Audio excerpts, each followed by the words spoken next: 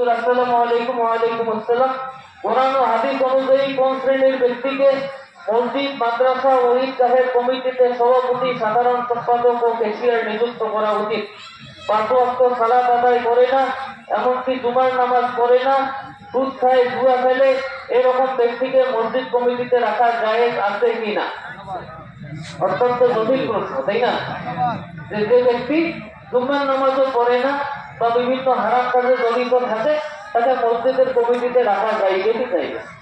এখন বিষয়টা হচ্ছে, মসজিদের যেমন ইমাম সাহেব আছেন, যেমন মুয়াজ্জিন সাহেব আছেন, এই পোস্টগুলো হচ্ছে শরীয়তের পোস্ট, এগুলো হচ্ছে শরীয়তি দায়িত্ব।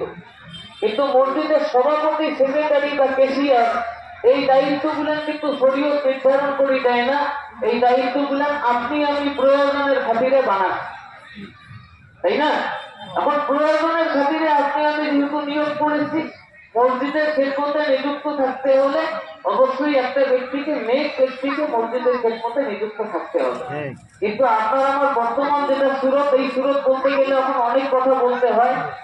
একটা মসজিদ আছে, মেঝে এমনিতে হয়তো সিমেন্ট দিয়ে পাকা আছে, এমনি হয়তো ওয়াল আছে, ওয়ালে হয়তো এমনি প্লাস্টার করা আছে।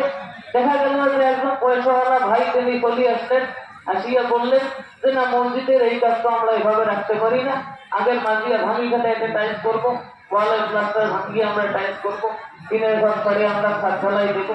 দেখা গেল যে এভাবে পয়সাওয়ালা ভাইরা আগায় আসেন, আগায় আসিয়া তারা মসজিদের এই কাজগুলো করেন।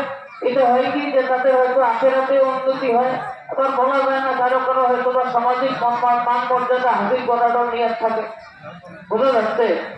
এই কারণে দেখা যায় যে আমরা মসজিদে যখন টাকা পয়সা সংক্রান্ত কার্যক্রম আমরা বেশি চালাবো, মসজিদকে আমরা যত বিলাসবহুল ইমারত বানানোর চেষ্টায় থাকবো, তত এই শ্রেণীর লোকেরা মসজিদের কাজে ঢোকার সুযোগ বেশি পাবে। আমাদের খেয়াল, আমাদের মাকসাদ, আমাদের লক্ষ্য এবং উদ্দেশ্য পাল্টাতে হবে।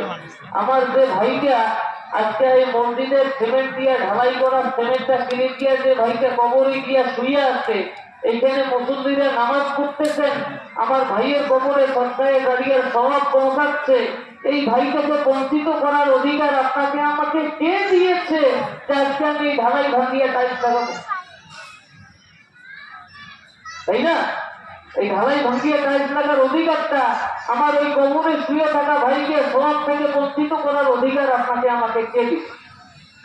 এজন্য মসজিদকে ইমারত বানানোর খেয়াল থেকে আপনি আমি সরে আসি, বিলাসবহুল অবস্থা বানানোর অবস্থা থেকে আমরা সরে আসি। আজকে আপনি শহর